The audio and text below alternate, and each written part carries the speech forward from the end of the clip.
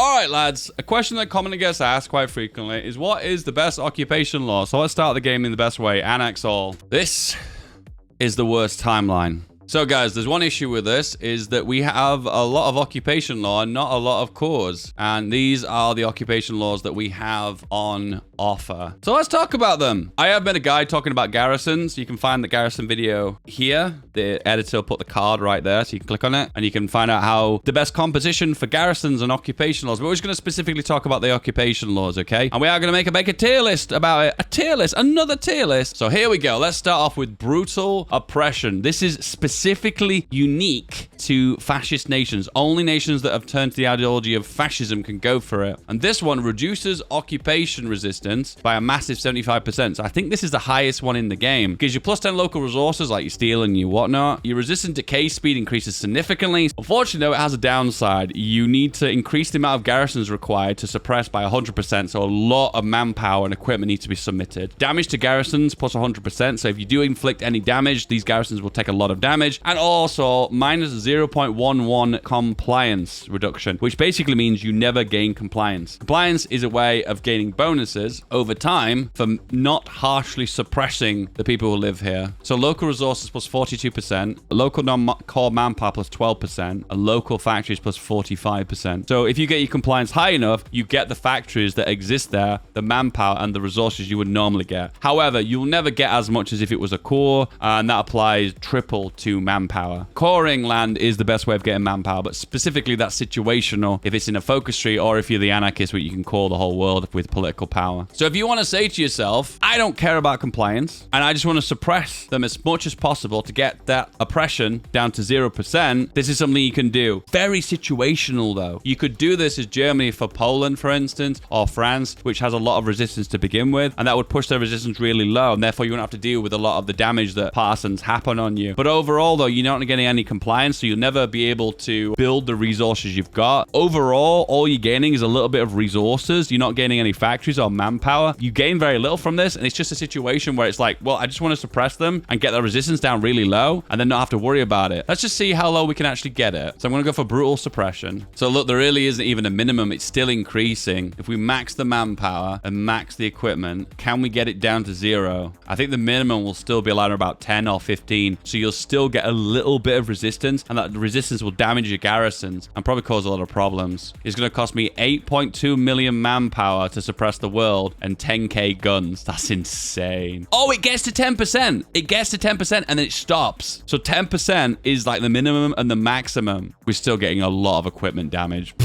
So much manpower loss. Honestly, if we're going to start from the bottom, this is the best place to begin, because brutal suppression is down there. The good question would be actually is if you were to stack brutal suppression with resistance suppression, you can get it down to 5%. But even then, you're still taking double damage if partisans attack your garrisons. So is it even really worth it? And then I guess you could stack it also with Prince of Terror, which reduces damage to garrisons by 25%. But once again, is it really worth it? No, because you want the compliance. There's no doubt about it. Unfortunately, brutal suppression is poo. So unfortunately, it goes on the bottom. Next up, we have forced labor. Forced labor is, once again, it reduces your partisans by 40%. So it's one of those ones that's a little bit harsher. Overall, you are reducing compliance by a massive amount. Unfortunately, your compliance will be 0% once again. It's not going to go very higher. You only need 50% more garrisons for this. And the big reward for this is you gain 5% factories. Not massive, but it's some. And you gain 40% resources. So if you're ever in a situation, let's say that you desperately need aluminium, and you could say Hungary can have an occupation law of forced labor, because then you gain more aluminium from that specific state. Be aware that some of these harsher laws result in no compliance gain. I think anything less than secret police, you're gaining very little compliance, so it's just not worth it. Overall, forced labor is situational. You could use it in the resort. You need some rubber, or you need some oil or aluminium in a certain state, and you'd specifically assign it to that certain state. So I feel like it is worth it in a way, but overall, it's so niche that unfortunately it doesn't really have a great deal of value. So unfortunately, it's just kind of mid-tier. It's one of those, you need it, you use it, but very rarely you'll need it universally for your entire nation. We have martial law. Once again, this is a fairly cheaper one because it doesn't require any extra garrisons. It's basically the standard garrison size. You get a little bit extra resources from it, 10%. Overall, it's one of those middle grounds that doesn't really seem to filter into anything. It's such a middle ground. It doesn't really do anything. I don't really know what function it has. It's just something somewhere in the middle to keep resistance down. Maybe you would do that for for, once again, Poland or France if you're playing as Germany in a historical game. But overall, you're not really getting much bonuses and you're not getting compliance. So what's the point? It's such a middle ground that it just doesn't serve any real purpose. And I think I'm probably going to give it a C tier. I'm leaning towards D because I don't even know why you... Nah, it's D. It's D. At the end of the day, it's D because you're not going to use it. You're just not going to use it. Okay, next one is military governor. Now, this one's interesting because it gives local manpower, and it's the only one that actually gives manpower that I'm aware of. So if you're ever in that situation where you just need a little bit of manpower, let's see if we can actually do that. So let's just remove manpower. It gives you a little bit of resources. Not a lot at all. This is just one of those situations that you steal a little bit of manpower. There's a way you can cheese this, and what you do to cheese it is you train a bunch of divisions. You switch out to military governor to get the manpower, then you cancel the divisions and then switch to a different occupation law because then you pulled 8% manpower of all your occupied land. The truth is you're not going to gain a great deal unless you've occupied the Soviet Union. In most cases, if you occupied France or Poland, you're going to gain like 10 or 20k manpower, which sounds like a lot, but overall, what difference is that going to make long term? It's just stalling for a little while. In the end of the day, you need 100k manpower to actually kind of make a big difference. Overall, military governor, once again, has a very niche use. You can kind of meme it a little bit. I think I'm probably going to put that C tier because I guess you would use it if you wanted to meme a little bit and you want to invest desperate manpower. But the problem with it is the compliance gain is so low that you're not going to build compliance in the long run. You gain more manpower from higher compliance. So why would you go for military governor? There's just not much point. All right, next up, we have secret police. Secret police is a special thing where you can build intel networks a little bit quicker. Once again, never took an advantage of this one. Enemy intel network strength gain minus 25%. So if you know you've got spies in your country and they're actively building networks, you can go for secret police to try and actively counter it. When would you even know where the spies are? When would that even be worthwhile? Because you're potentially playing with that intel bonus, which can get you like up to 50% extra attack bonus, which I suppose to deny that by 25% is kind of decent, I suppose. But surely you'd use spies against the enemy to try and counter that. When would you ever use this? That's the question. When is it relevant? The spies in HOI4 are not even that bad, so it's not even that worth worrying about. It's one of those ones you just never would ever go for. So once again, I do what I did before and I do it again. Unfortunately, secret police is just rubbish. You just never would use it. Oh boy, we're on to the good ones now, boys. Are we on to some spicy ones? So local police force is basically the compliance builder. However, it also has less garrison requirement than civilian oversight. Could be wrong about this one, but I think local police force is the lowest requirement for garrisons of them all. So if you're ever in a desperate situation, you need manpower for the front line, you can change your entire occupation law for your entire nation to local police force, get 15% of your equipment and manpower back, and that might just give you a little bit extra equipment to make that extra push on the front line. I've done that quite frequently in my Let's Plays. The only downside to it though, is that you get less compliance gain. But overall, you can still build really good compliance with this. It's a really, really good one in that event you need some extra manpower, but then you don't want to damage all your compliance gain. I think local police force is a good A tier. All right, next up, civilian oversight. Civilian oversight reduces garrison damage by 25%, and it has a really small garrison requirement of 50% as well. Not as good as local police force, but still pretty good. The reason why you go for civilian oversight, it has the best compliance gain for communists, fascists, or non-aligned nations. It is the one you want to go for if you're playing a long game. If you're playing for 4 years minimum of in-game time, civilian oversight is the one you want to go for. Be aware, it's also a good idea if you want to get the best bonuses from your occupation law is to set your garrisons to high priority for equipment. Because if you've not got a fully strength garrison, you'll not get all the bonuses from the occupation law. So it might explain why some late game situations you don't have much compliance. It's because you've not been feeding all the equipment into your garrisons to build the maximum bonus. Civilian oversight is practically, in most cases, the best one to go for a lot of nations. Civilian oversight is so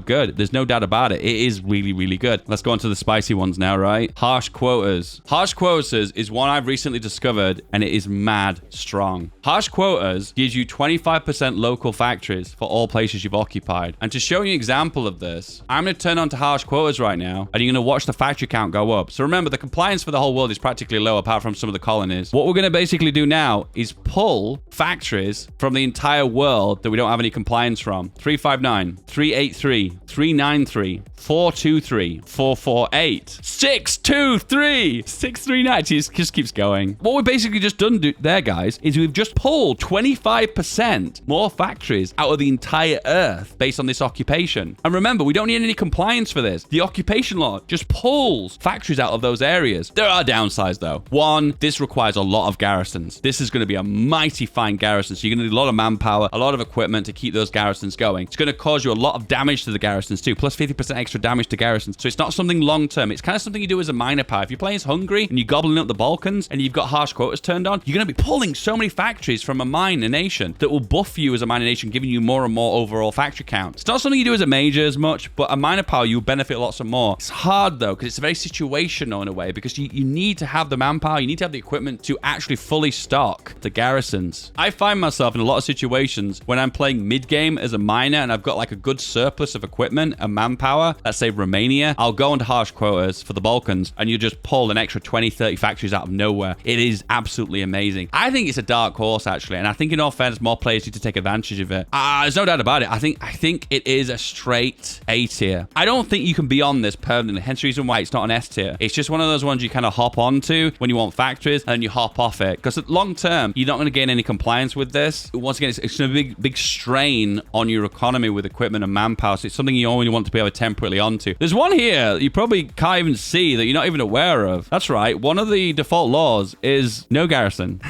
No garrison offers you no compliance gain. It requires no garrisons. However, you will result in 20% extra resistance target. So the minimum amount of resistance will now flood up to a maximum of 40%. So we look at Paris right now and look at the occupation. The base value of resistance is 35. So if you were to go for no garrisons, the base amount of resistance will be plus 40 on top of that. So that's 75. I had to think about that. 75 garrisons. And that's incredibly high. When would you ever do this? Surprisingly, quite frequently. If you're in a situation where you've got a front line, let's say you're Germany against doing a Barbarossa, and you're struggling with manpower or equipment, and you need in an emergency to pull equipment from your garrisons, what you can just do is go for local police force, get your, I think it's 15% extra garrisons back. If you're on, let's say you're going from civilian oversight to local police force. What? It's not enough manpower and it's not enough equipment? Well, then hop off local police force onto no garrisons. Pull all the guns, wait a few days to pull all the guns from all your garrisons into your main army, then hop back onto local police force. But don't get me wrong, your garrisons will be under strength now and your resistance will spike. But it's one of those short-term gain scenarios. You're playing for today to potentially win longer in the long run. No garrison, surprisingly, is not bad. I'm going to give this a B tier. I know you're probably going to blow your mind like, hang on, B tier for no garrisons? But this can be memed and cheesed in so many different ways. And similar to forced labor, it's a similar thing you hop onto, then hop off again. Not long-term gains. You want to work on your compliance. But overall, no garrisons is actually decent. Germany is doing what it's never done before. Well, I guess this could be East Germany, couldn't it? The Socialist Republic of Germany. Look at that flag. Look at that fella. Oof. Did you know that under communism, there's a unique occupation law? And here it is. Liberated workers. Liberated workers is actually really good. It kind of does what harsh quota does by giving you factories, but it also gives you loads of resources too. And overall, the compliance gain penalty isn't even that bad. So what you've got as a communist nation, local police force plus, it's basically compliance gain, reduction in overall damage to occupations, plus 30% extra resources and 30% extra factories. It's amazing. Yeah, sure, it just costs you more garrisons to activate it, but overall, you have the ability to take factories from nations, but you can do it universally across your nation. This is no longer one of those ones you hop onto then hop off. You can go on to liberated workers permanently. Be aware, compliance gain won't be as good as civilian oversight. If you're playing long-term, 3-4 years, civilian oversight would be better. It would give you better gains in the long run. However, liberated workers allows you to gain factories, gain resources, build compliance. Overall, liberated workers is really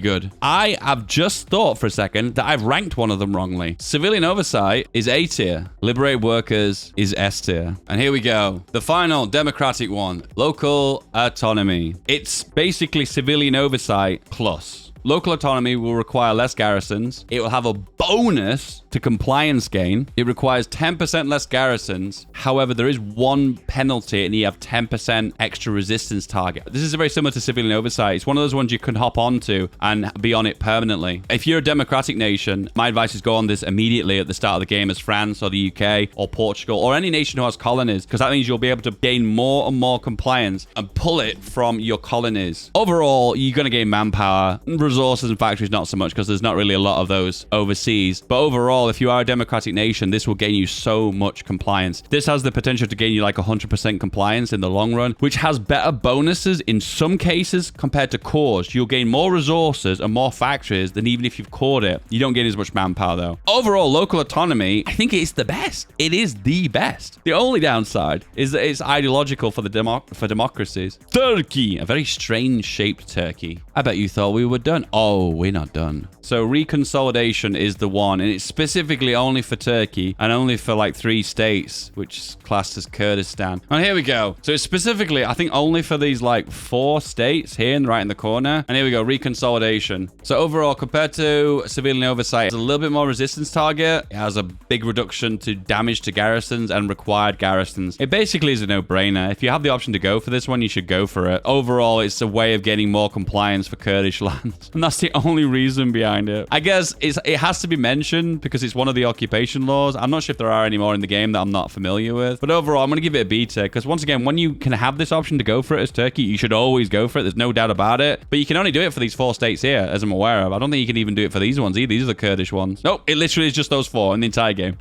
It's good. It's really good. But you can only do it with 4 states. So, what's the deal? This is the final tier list, boys. Oh, that's the one. Oh, yeah, daddy, they're the ones. Garrisons, out. If you want more of these tier lists, like and subscribe. Oh, boy.